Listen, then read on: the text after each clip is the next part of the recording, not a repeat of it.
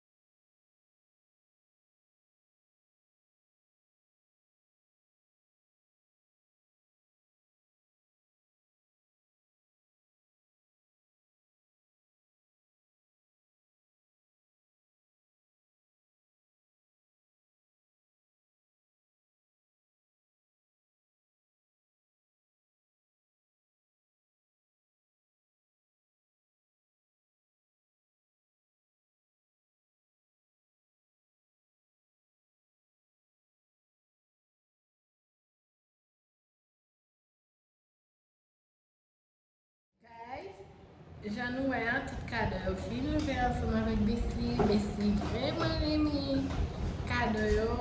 Konen, li kon gen aj tou pou kompren. Men nou wè reaksyon. So, m souwete nou enjoy ti videyo e pi napal nou videyo ansam avèk Besty. Souwete Besty happy birthday on my video. Ok guys? Besty di bye!